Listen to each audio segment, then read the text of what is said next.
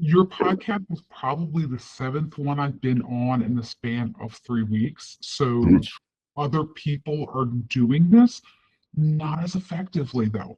I think I'm still involved with one other gentleman that is helping me grow my company. But he didn't pivot towards, hey, you do your own podcast. So this is the first time I'm seeing the back end of it. Mhm. Um, I was getting a little discouraged, but seeing how this is rating what you all do on the back end makes me very curious about how I could incorporate it. So definitely worth my time. Amazing. Well, let us know if you have any questions. Happy to take them. I'm gonna double down on one of the things that you mentioned. So going on other podcasts. Well, obviously this is great. I think most of you guys have done it here.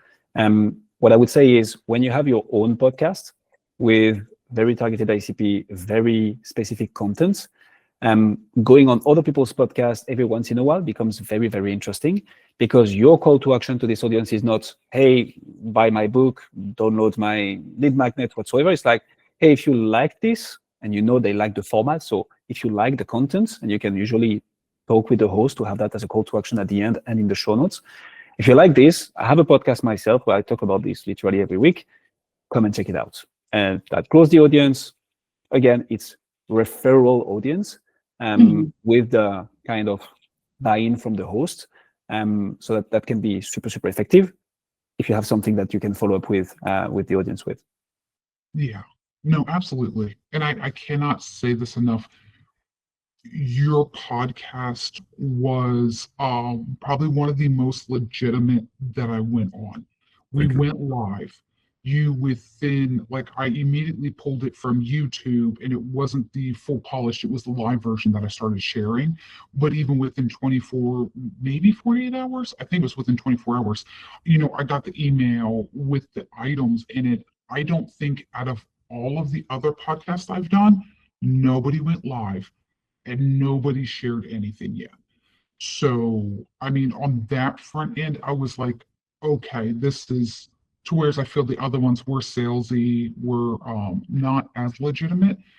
This has a phenomenal legitimacy to it, and you can go and see all the other ones that you have done. So, building that authentic brand, a lot of people like to throw that around.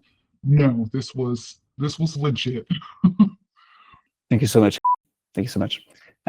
Glad you enjoyed the experience. I would say this right here is one of the important part of the funnel. So when you have someone that you think you can build a relationship with, right, and not necessarily transform them into a client, but like build a relationship, we have now put in place the turnaround in 48 hours so that you can publish it and send it to the guest as well, because that usually comes across well. In my case, and we're going to discuss this in another session, but I've decided to do everything live because I want to double down on authenticity and trust. And people see that it's not polished at all. They hear my messy French accent, me fumble sometimes, but it adds to the credibility. So when you feel comfortable, you can do that. It depends on the guest as well, right? I interview coaches and consultants. They are used to present. That's literally their work and to talk to people. But like going live allows you to have the episodes handy within like literally minutes after the recording. We can have the same effect if you have like a hot lead or a hot relationship. Let us know and we can turn it around fast so that you can publish it fast and send it to the guest. If you run a professional services firms and you are not growing as fast as you'd like, then I'd like to give you a free gift. My team and I have put together the B2B Podcasting Secrets Playbook, which is basically 3 years of my teams and I knowledge, solving branding and lead generation for good for professional services firms. So if this is you, then your business growth is directly linked to the number and the quality of the relationships that you're able to build with actual decision makers, also whilst building reputation and brand.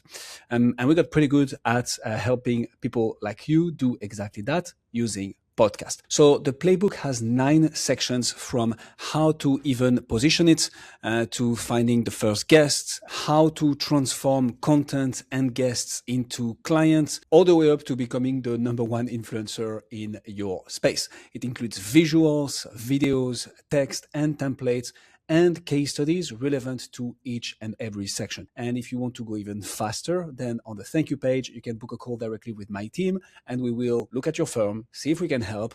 And if so, we'll put together a tailored plan for your specific podcast that you can use and implement.